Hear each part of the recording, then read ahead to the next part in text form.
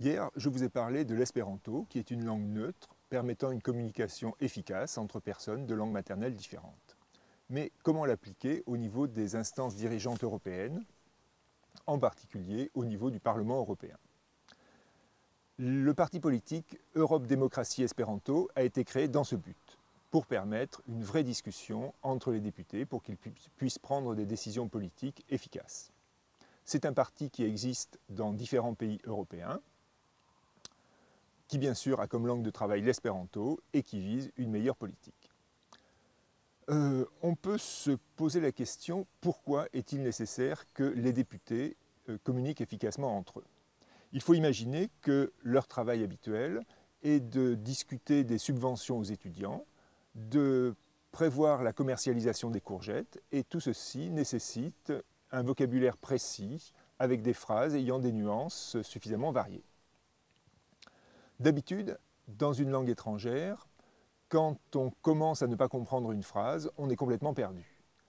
Et on ne sait pas à quoi se raccrocher et on ne sait pas quel mot chercher dans un dictionnaire. En espéranto, c'est tout à fait différent. L'accent tonique est toujours sur l'avant-dernière syllabe, ce qui fait qu'au moins on sait découper la phrase en différents mots. Comme d'autre part, les terminaisons des mots correspondent à la fonction du mot dans la phrase, on sait immédiatement si le mot que l'on n'a pas compris est un verbe conjugué au passé, ou bien est un nom qui doit être probablement le sujet de la phrase, ou bien un adjectif, ou un adverbe dessiné pour améliorer la compréhension de la phrase. C'est très important de savoir ce que l'on n'a pas compris. Il est beaucoup mieux de demander une explication précise sur un mot précis, plutôt que de dire au bout de quelques minutes « Excusez-moi, ça fait déjà plusieurs minutes que je ne comprends pas, que j'ai complètement décroché, pourriez-vous recommencer depuis le début ?» Ou bien, encore pire, de hocher la tête pour masquer que l'on n'a rien compris du tout.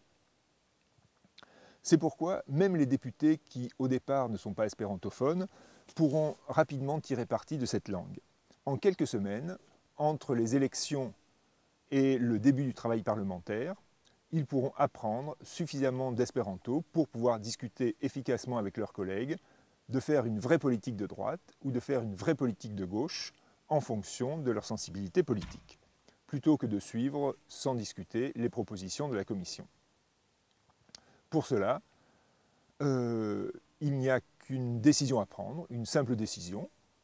Il suffit que la majorité des députés du Parlement européen décide l'emploi de l'espéranto. Et pour cela, c'est à vous de décider. C'est vous, les électeurs, qui avez le choix d'envoyer ou de ne pas envoyer une majorité de représentants d'Europe Démocratie Espéranto au Parlement européen. À vous de choisir.